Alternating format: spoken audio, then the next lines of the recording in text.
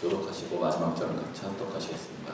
그러므로 내가 너희에게 이르노니 목숨을 위하여 무엇을 먹을까 무엇을 마실까 몸을 위하여 무엇을 입을까 염려하지 말라. 목숨이 음식보다 중하지 아니하며 몸이 의복보다 중하지 아니하냐.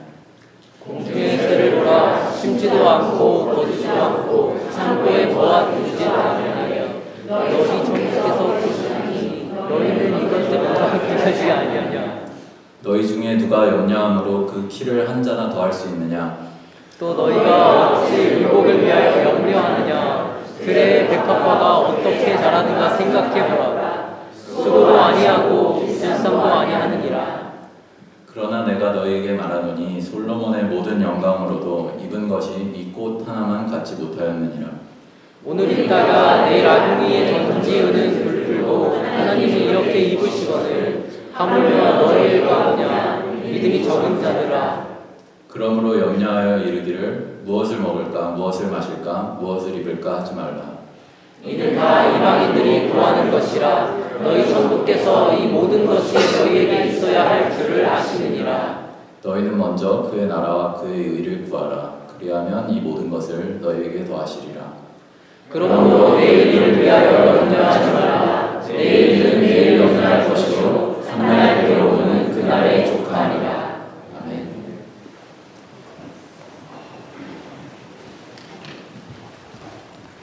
자, 오늘은 염려로부터 자유로운 신앙이라는 제목을 가지고 말씀을 나누겠습니다. 마태복음 5장, 6장, 7장은 산상수훈입니다. 예수님께서 처음 설교하신 것이기 때문에 그만큼 중요한 기독교인의 삶의 핵심이 다 들어가 있습니다. 그중 오늘 6장의 제일 마지막 부분에 대한 말씀을 한번 함께 나눠보겠습니다. 여러분, 세상에는 딱 두 종류의 삶의 패턴이 있습니다. 염려하고 사는 것, 그리고 믿음으로 사는 것. 중간은 없습니다. 염려하고 살면 믿음과는 별개의 삶을 살게 되는 것이고, 또 믿음으로 살게 되면 또 염려와는 또 상관없는 삶을 살 수 있게 된다는 거예요. 걱정과 염려를 스스로 해결할 수 있다 생각하는 자들은 자기의 지식에 따라 행동합니다. 분명 스스로 해결할 수 있을 것 같았는데, 근데 결국 지속적으로 더 큰 염려와 더 큰 걱정 속에 살아가는 게 인생입니다. 반면 예수를 믿는 자들은 문제에 부딪히면 믿음에서 나오는 순종으로 반응을 합니다. 그러니까 말씀에 대한 순종이겠죠. 이들은 당장 눈에 보이는 해결책은 보이지 않는데도 담대하게 발걸음을 옮깁니다. 그러므로 내게 생명까지 내어주신 예수 그리스도를 진심으로 믿는 자들이라면 염려와 걱정은 이젠 의식적으로 매 순간 내려놓아야 하고 믿음이라는 것을 반드시 붙들고 나아가야 한다는 것을 잊지 마십시오. 그런데 왜 염려하지 말아야 할까요? 걱정스러운 상황이 오면 자연스레 걱정되는 것이 그게 인지상정 아닌가요? 그게 인간의 모습 아닌가요? 근데 그렇기 때문이라는 거예요. 억지로 걱정하며 살려 하지 않아도 걱정은 저절로 됩니다. 그래서 예수님은 의식적으로 걱정하지 말고 살 것을 명령하고 있는 겁니다. 즉, 걱정하지 말아야 하는 첫 번째 이유는 이것이 하나님의 권면 정도가 아니라 명령이기 때문이라는 겁니다. 자, 마태복음 6장 25절 한번 읽어보겠습니다. 시작. 그러므로 내가 너희에게 이르노니 목숨을 위하여 무엇을 먹을까 무엇을 마실까 몸을 위하여 무엇을 입을까 염려하지 말라. 목숨이 음식보다 중하지 아니하며 몸이 의복보다 중하지 아니하냐. 너희들이 염려하지 않았으면 좋겠다 라고 권면 정도 하시는 말씀이 아니라는 겁니다. 하나님의 자녀가 되었음에도 염려한다는 것은 하나님의 능력과 주권을 무시하는 행동입니다. 즉, 염려하는 것 자체가 불순종하는 것으로 그 자체로 하나님 앞에 죄가 된다는 거예요. 여러분, 예를 들어 전도하며 살아야 되죠. 근데 걱정이 앞섭니다. 저 사람이 예수를 필요로 하기는 하는 걸까? 제대로 설득을 못하면 어떡하지? 혹시 내 모습 때문에 예수를 더 안 믿게 되면 어떡하나? 이렇게 염려하기 시작하면 끝이 없어요. 결국 나오는 결론은 뭡니까? 아무것도 하지 말자는 거예요. 전도하지 말자는 겁니다. 나나 잘하면 되지 라는 생각으로 결론을 맺습니다. 그래서 염려하는 자들은 스케일이 작아져요. 모든 것을 할 수 없게 만듭니다. 하나님은 이런 자들을 사랑할까요? 사랑하세요. 이런 자들도 사랑하시지만 절대 이런 자들과는 일하시지 못하십니다. 이들이 하나님과 동행하는 복이 무엇인지 모르는 것은 당연합니다. 자, 요한복음 11장 40절 시작. 예수께서 가라사대 내 말이 내가 믿으면 하나님의 영광을 보리라 하지 아니하겠느냐. 네가 믿으면 하나님의 영광을 보리라. 즉 믿음이 사라지면 영광도 사라집니다. 그래서 나중에는 먹고 사는 것에만 만족하는 인생으로 끝나요. 이렇게 악한 마귀는 걱정과 불신을 던져주므로 우리를 늘 쪼그라들게 만듭니다. 위축시켜요. 자, 빌립보 4장 6절 시작. 아무것도 염려하지 말고 오직 모든 일에 기도와 간구로 너희가 구할 것을 감사함으로 하나님께 아뢰라. 또 명령하시죠? 염려하지 말고. 염려하지 말고 대신 무엇을 하라 하십니까? 모든 것을 감사함으로 기도하라 합니다. 여러분 기도를 할게. 예를 들어 기도 제목 받잖아요. 내가 기도할게. 이게 생각만 하는 게 기도하는 게 아니에요. 여러분. 염려만 하는 게 기도해 주는 게 아닙니다. 기도해 줄 게 있으면 여러분 시간을 내서 무릎 꿇고 힘들게 그를 위해 기도해 줘야 됩니다. 그 기도를 얘기하는 거예요. 염려하지 말고 모든 것을 감사함으로 기도하라 하십니다. 어떤 문제를 놓고 염려하도록 놔두는 것이 그냥 그걸 그대로 놔두는 것이 아니라 오히려 감사함으로 그 힘든 상황 속에서 오히려 감사함으로 기도하기 시작해야 한다고 명령하시는 거예요. 기도가 있는 자에게는 여러분 염려하는 마음이 사라집니다. 빛을 비추면 어둠이 사라지듯이 기도를 통해 나의 믿음을 드러내면 염려가 사라집니다. 그래서 자꾸 염려가 된다는 것은 그게 사실 무슨 의미를 무엇을 뜻하는 줄 아십니까? 그건 기도가 없다는 말입니다. 자꾸 삶 속에 염려, 걱정만 올라오니까 여러분 삶에 기도가 있는지 한번 돌아보십시오. 새벽 기도나 작정 기도 또는 매일 정시 기도를 하면서도 동시에 염려, 걱정, 충만되게 살 수 없습니다. 빛과 어둠을 함께 묶을 수 없듯이 기도와 염려는 함께 갈 수 없는 거예요. 즉 믿음을 가지고 살아가라는 말은 너무 추상적이죠. 오늘 본문을 보자면 그럼 기도하고 살라는 말입니다. 염려하지 말라는 것은 기도하며 살라는 거예요. 믿음이 있는 자들은 그래서 반드시 무릎 꿇고 기도하게 되어 있습니다. 그것도 좋지 못한 내 상황까지도 감사하며 기도할 수 있는 거예요. 그래서 믿는 자들은 접근을요, 염려하지 말라는 이 소극적인 접근으로 다가가지 않습니다. 오히려 기도합시다. 매일 시간을 정해놓고 기도합시다. 이렇게 말합니다. 이러한 담대한 기도를 통해서 우리는 주님이 주시는 확신과 믿음으로 살아갈 수 있는 것입니다. 자, 시편 116편 1절 2절 한번 보겠습니다. 자, 시작. 여호와께서 내 기도와 내 말을 들으시고 내가 저를 사랑하는구나. 그 귀를 내게 기울이셨으므로 내가 평생에 기도하리이다. 내 음성에 응답하시고 내 간구를 들으시는 분이 계십니다. 내 작은 신음도 놓치지 않고 들으시는 분이 계세요. 잡다한 소리들로 가득한 세상 속에서 내가 간신히 너무 힘들어 간신히 웅얼거리는 소리로 기도해도 거기에 응답하시는 분이 계십니다. 바로 내게 생명을 주신 예수 그리스도, 바로 예수님이십니다. 예수는 이 땅에 여러분을 정죄하기 위해서 오신 분이 아니라겠어요. 나를 불러 구원을 선물로 주시기 위해서 오신 분입니다. 예수는 죄인 중에 죄인된 여러분 같은 저 같은 자들을 대신 십자가에서 피를 흘리기 위해서 오신 분이세요. 이렇게 내 생명을 당신의 생명보다 더 사랑하시어 십자가에 돌아가시고 부활하신 바로 예수 그리스도께서 내 기도를 듣고 응답하신다는데 어찌 기도하지 않고 살 수 있습니까? 반대로 성도들이 기도를 안 하면 또 어떻게 될까요?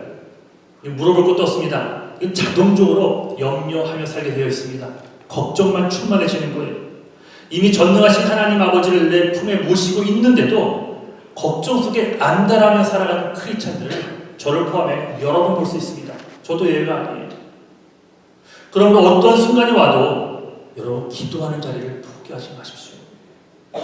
감사함으로 간구하십시오. 이런 기도가 염려로 하여금 못하게 만들어 줄 믿습니다. 염려하지 말아야 하는 두 번째 이유는 염려해 보셨죠, 여러분? 그렇죠? 걱정도 해보셨죠? 염려는 내게 그저 무익할 뿐이에요. 1도 유익한 게 없습니다. 염려가 우리에게 가져다주는 유익이 뭘까요? 아무것도 없습니다. 그런데도 우리는 염려합니다. 저절로 염려가 되어지는 상황을 그냥 놔둬버립니다. 여러분, 정확히 마귀에게 속고 있는 거예요. 마귀는 자꾸 우리를 하여금 걱정하게 만듭니다. 지금이야 대한민국의 민주화가 많이 이루어졌지만 제가 대학에 다닐 때만 해도 87년도 그때만 해도 이런 모임들이 참 많았어요. 나라를 걱정하는 모임, 민족을 염려하는 모임, 이런 그룹들이 있었어요. 모여서 뭐 하는 줄 아세요, 여러분? 걱정만 합니다. 염려만 해요. 그 모임 자체를 무시하는 건 아니지만 그리스도인들은 걱정하는 모임을 만들고 마치는 자가 되어서는 안 됩니다. 우리는 모여서 나라를 위해 기도하는 자들이 되어야 된다는 거예요. 정말 걱정이 됩니까? 무릎 꿇으셔야죠. 기도해야죠. 아무리 준비해도 미래가 걱정이 되십니까? 그럼 기도해야죠. 하나님께 맡겨드려야죠. 자식이 속을 썩여 걱정만 충만해지십니까? 삶에 기쁨이 없으십니까? 기도해야죠. 기도할 때 하나님의 능력이 드러나는 거예요. 저희 오늘 본문 27절 한번 읽어볼까요? 시작. 너희들의 의와 염려함으로 그 길을 한자나 더할 수 있느냐? 더 할 수 있습니까, 여러분? 염려한다고 키가 커집니까? 걱정한다고 작은 눈이 더 커집니까? 요즘 제가 나이가 먹으면서 눈이 작아지기 시작해가지고요, 그런 놀림을 좀 받기 시작했어요. 눈 뜬 거냐? 여러분, 걱정한다고 배가 들어갑니까? 할 수 없는 것들 가지고 걱정하지 말고 예수 안에서 내가 할 수 있는 것들을 찾아서 하십시오. 우리는 거기서부터 출발하는 겁니다. 예수를 위해 내가 가진 것들로 할 수 있는 것부터 시작할 때 하나님 바로 그 순간부터 역사한다는 사실을 잊지 않기를 주님의 이름으로 아주 축원합니다. 꼭 이렇게 말하는 사람들이 있어요. 아니, 하나님을 사랑하기에 하나님의 일들을 걱정하는 건데 왜 그게 그렇게 나쁩니까? 예를 들어 보겠습니다. 우리 애들이 한국에 있을 때 초등학교 1학년 그때 여기 떠나기 직전이니까 한국을 찬수가 초등학교 1학년 때 같아요. 그때 한창 목회를 하고 있었습니다. 시골 목회를 하느라 경제적으로 넉넉하지 못했어요. 그런데 찬수가 1학년 때니까 7살, 8살 때 그걸 알았던 모양입니다. 식당을 가게 되면 항상 묻습니다. 딱 와서 마치 그냥 이거를 내용만 들으면 친구, 동년배가 이제 얘기하는 것처럼 들려요. 아빠 돈 있어요? 물어봐요. 손님이라도 오면 오늘은 누가 사는 거죠? 물어봐요. 그래서 오늘 아빠가 사는 게 아니야. 그러면은 정말 그때 회 같은 걸 시키고요. 아빠가 산다 그러면 오늘 저 안 먹어도 돼요. 이랬던 적도 있어요. 처음에는 기특하다고 생각을 했는데 조그맣게 이런 걱정도 아니라고 했는데 그게 식당을 갈 때마다 그렇게 물어보니까 기분이 별로 안 좋아지더라고요. 식당을 데리러 갔으면 그만한 경제적인 여유가 있어서 데리고 간 겁니다. 그러니까 자식들의 의무는 맛있게 먹어주면 되는 거예요. 밥값은 아빠에게 맡겨드리면 되는 겁니다. 그때 하나님과의 관계가 똑같다는 거예요. 세상을 창조하고 우리의 모든 쓸 것을 채워주시고 푸른 초장으로 인도하시는 분이 하나님, 우리 아버지라고 했는데 내가 그럼에도 불구하고 자꾸 걱정만 하고 살아간다는 것은, 걱정은 뭐라 그랬어요? 기도가 없는 삶이에요. 자꾸 걱정만 한다는 것은 불신앙을 뜻하는 겁니다. 하나님을 믿지 못하는 거예요. 기도해도 내게는 응답이 올까? 불신을 갖고 나아가기에 기도하지 않고 걱정만 하는 겁니다. 기도도 내가 하는 것이고요, 걱정도 내가 하는 거죠. 자, 베드로전서 5장 7절 읽겠습니다. 시작. 너희 염려를 다 주께 맡겨버리라. 이는 저가 너희를 권고하시니라. 얼마나 많이 하나님께서 이 얘기를 하시는지 몰라요. 염려하지 말라, 걱정하지 말라, 너희 염려를 주께 내어버리라, 맡겨드리라. 1대1 제자리로 성경 공부를 할 때 성령 충만 받는 법을 배웁니다. 그게 특별히 여러 가지가 있지만 교재에서는 기도하는 걸로만 연결시켜서 설명을 하는데 그중 마지막 것이 뭔지 아십니까? 1대1 하신 분들? 마지막 게 뭐죠? 성령 충만 받는 첫 번째가 간구해야 된다 그랬죠. 성령 충만하길 원합니다. 오늘도 그 기도해야 된다고. 두 번째는 회개. 회개만 해도 내 안에 있는 성령께서 말할 수 없다는 식으로 기뻐하시면서 운행하기 시작하세요. 마지막 세 번째가 뭐라 그랬죠? 그게 바로 하나님을 신뢰할 때입니다. 신뢰. 여기서 신뢰라는 헬라어의 뜻은 모든 걱정을 주님 발 앞에 굴려보낸다는 거예요. 롤오버. 하나님 발 앞에 굴려보내는 거예요. 기도 때마다. 던져버리란 말이죠. 내려놓으라는 말입니다. 자, 어떻게 역사할지는 몰라요. 언제 역사할지도 모르겠습니다. 예수님의 이름으로 기도했습니다. 아멘 하고 눈 떠도 상황은 그대로입니다. 하지만 분명한 믿음이 생깁니다. Because He cares for you. 하나님께서 나를 권고하심을 알기 때문에, 그저 그가 너를 돌볼 것이라는 그 사실을 믿기 때문에 걱정과 염려를 주 앞에 내어드리고, 그렇게 되면 성령 충만해져 걱정도 사라지고 오히려 기쁨이 충만해질 수 있다는 겁니다. 자, 많은 얘기를 나눴습니다. 그럼에도 불구하고 걱정거리들로 가득 찬 이 세상 가운데 우리 크리스찬들이 좀 더 구체적으로 살아야 한다면 어떻게 살아야 할까요? 걱정거리가 생길 때마다 오히려 하나님의 나라와 그의 의에 대해서 집중하라고 권면하십니다. 그렇게 될 때 무슨 일이 벌어집니까? 첫 번째로는 하나님이 친히 우리의 모든 쓸 것을 먼저 채우시는 축복이 임하는 거예요. 자, 31절 32절 시작. 그러므로 염려하여 이르기를 무엇을 먹을까 무엇을 마실까 무엇을 입을까 하지 말라.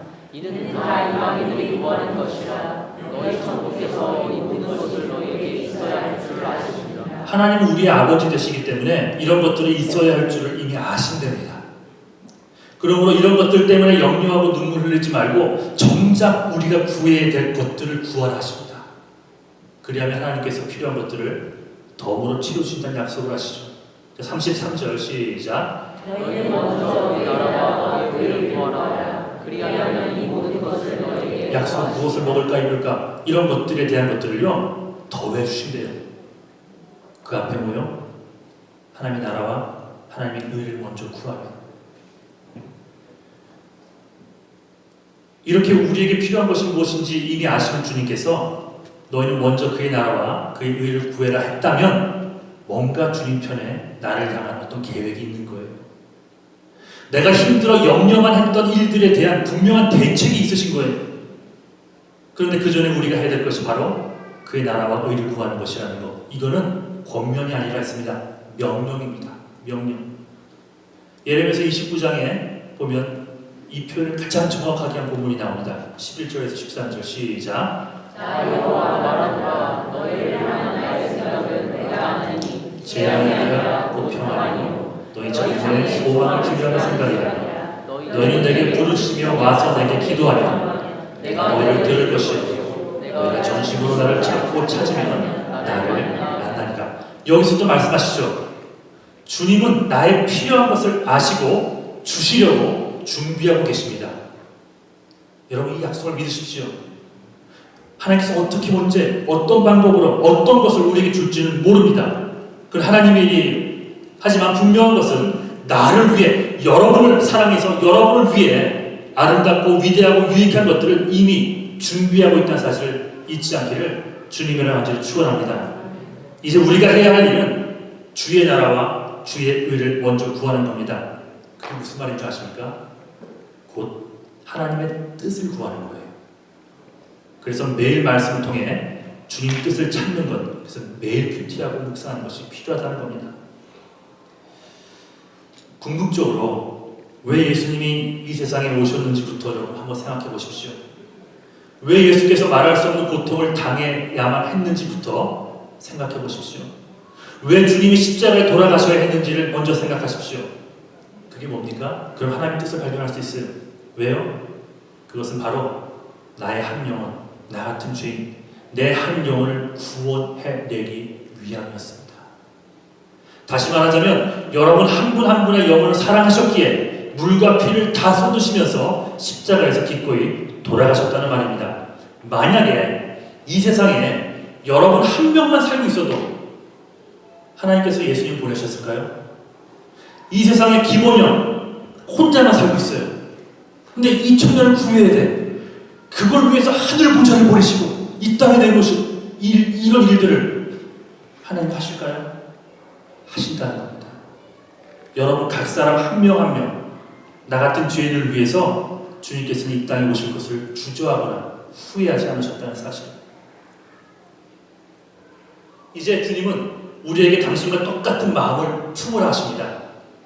그의 나라와 그의 의를 구하는 삶, 즉 잃어버린 한 영혼을 소중히 여기고 영혼 구원을 위해서 살아가려는 그 마음, 우리가 주님의 마음을 품고 한 영혼을 사랑하는 마음으로 살아가면 우리의 모든 염려는 이미 해결되는 것이나 마찬가지라는 말씀을 하시는 거예요. 이런 삶이 가능한 이유는, 또 이런 축복이 가능한 이유는 바로 갈라디아서 2장 20절에 있습니다.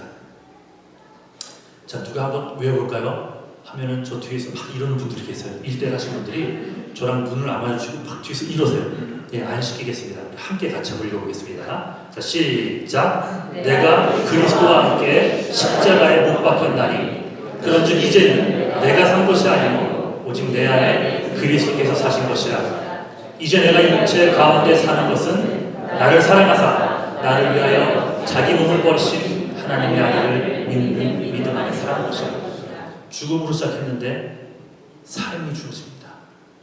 나는 죽고 말 줄 알았는데 내 안에 역사하시는 주님께서 나를 살려주십니다.